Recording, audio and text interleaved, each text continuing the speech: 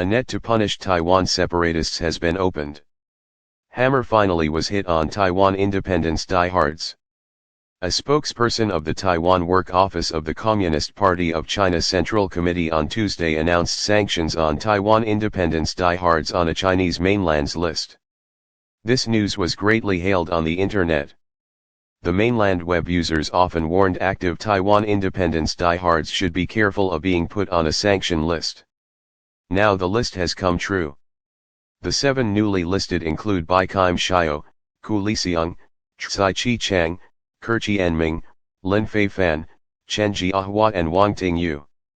Coupled with Su Tseng-chang, Si-kun, and Jaushieh Joseph Wu, who had already been put on the list last year, the figure amounted to 10. The 10 names have since become symbols of shame. Identifying and punishing Taiwan independence diehards have always been an important part of the work of opposing independence and promoting reunification, and the work is being continuously advanced. According to the spokesperson, those diehards on the list and their family members are banned from entering the mainland and the special administrative regions of Hong Kong and Macau. Their affiliated institutions are restricted from forging cooperation with relevant organizations and individuals on the mainland. The enterprises related to them, as well as their sponsors, are prohibited from engaging in profit-making activities on the mainland. It has been specially emphasized by the spokesperson that other punitive measures will also be taken and they will be held to lifelong accountability according to law. It's a must-do to list Taiwan independence diehards and impose sanctions on them. It will help establish a credible deterrent against Taiwan independence, and set up a pillar of historical shame. Those national black scums who are listed on the pillar will be spurned by generations of Chinese. We are aiming to deal a precision strike. Most of the newly listed this time performed abominably during U.S. House Speaker Nancy Pelosi's provocative visit to the Taiwan island. Some of them are politicians who have long been stationed in the U.S. engaging in political lobby, some are backbones of the Democratic Progressive Party's political activities while others have advocated for Taiwan independence in a high-profile way. Their stubborn nature of seeking independence has been further exposed this time. To put it bluntly, our relevant departments are in absolute control of their situation. As a net against Taiwan separatists has been opened, we will not miss any diehard separatist. As for when to bring in the net, it's entirely up to us to decide. In response to the newly announced list of Taiwan independence diehards and sanctions, the island's pro-independence media maintain their tough talk and deliberately show their disdain.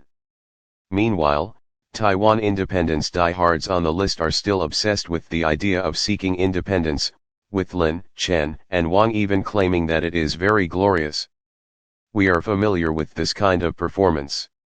It has become a standard procedure for Taiwan independence diehards that no matter what kind of fear they have in their hearts, they must posture to be smug.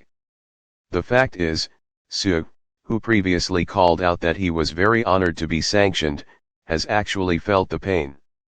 According to Taiwan media reports, many business people and sponsors in the island are afraid to answer Su's phone calls since he was listed as a Taiwan independence diehard.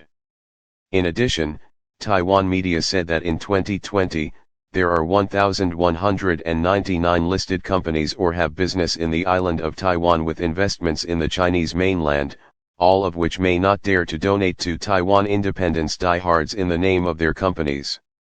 Of the DPP's 2020 income, 145 million NTD comes from political contributions, and some of them would be lost because of the sanction. Would Lin and others prefer to have such glory? Now these Taiwan separatists are still making a scene on the surface, but there is nothing substantial. Their internal cowardice cannot be hidden. Su Tseng-chang and his like clamored that he would fight with the mainland with a broom. But the real situation is very likely that they are the people who will flee the fastest with money when the time of reunification comes. If there is a wanted list, they are the walking wallet, to be hunted throughout the island. Even if they are able to flee to some countries willing to shield them, they will be living like mice all their lives, timid and sneaky everywhere they go. Now the country also won't let them go unpunished. Recently, Spokesperson of the Taiwan Work Office of the CPC Central Committee made remarks that anyone who breaks the law will be brought to book.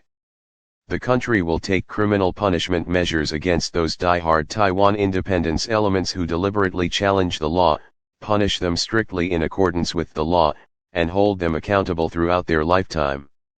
According to the criminal procedure law, with the approval of the Supreme People's Procuratorate, Taiwan independence diehards whose criminal facts have been clearly investigated and the evidence is sufficient may be subject to the trial in absentia. This means, not just the Chinese mainland, Hong Kong, or Macau regions, Taiwan independence diehards may not dare to go to dozens of countries that have mutual legal assistance with China. The list to be sanctioned announced on Tuesday is not the full list. The list is published in batches in order to give certain people on the island maximum opportunities to correct their errors. As for the 10 people already on the list, the measures announced so far may just be appetizers. They are clearly uneasy inside and know that their shameful crimes will never be spared.